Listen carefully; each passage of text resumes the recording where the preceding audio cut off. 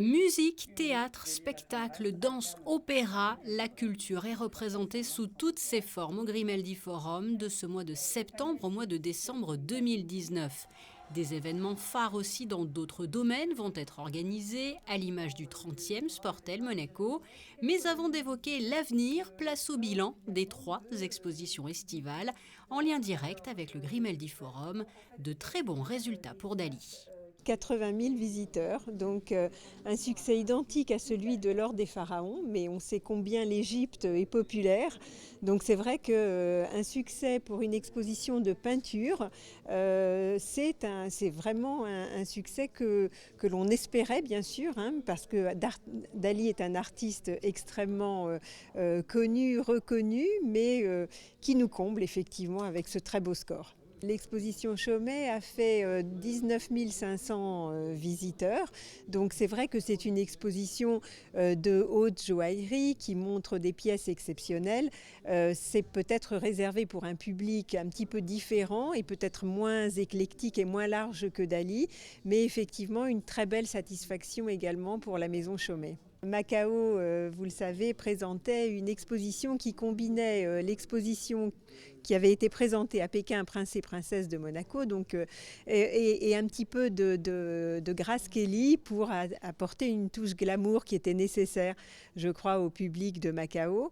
C'est un succès dans la mesure où le public de Macao n'a pas vraiment l'habitude de visiter des expositions et vient à Macao plutôt pour jouer. Donc, amener ce public à la culture, c'est important. C'était l'objectif de Galaxy et du gouvernement de Macao. Et en 3 mois et demi, ce sont 172 000 visiteurs qui ont pu visiter cette exposition.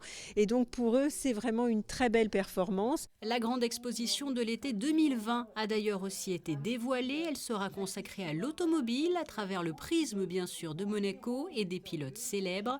Mais avant 2020, vous pourrez bien sûr vivre les temps forts de ces derniers mois de 2019.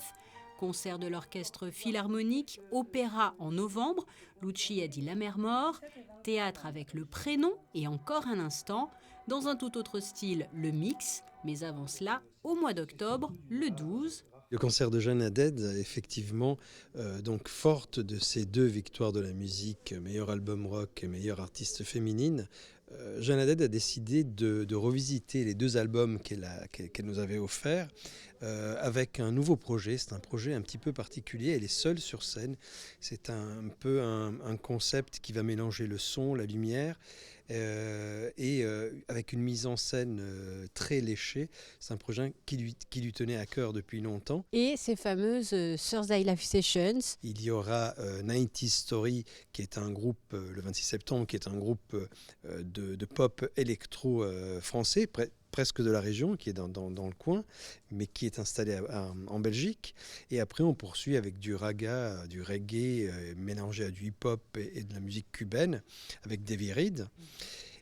Quand Claude pour la pop électro un peu teintée de rock, et on finit en beauté avec au mois de décembre donc avec JP Bimeni and the Black Belts.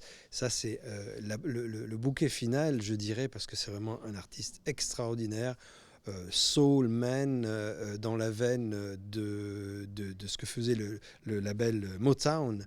Il est considéré presque comme un Otis Redding renaissant. Terminons ce tour d'horizon de l'agenda avec des temps forts destinés à la jeune génération.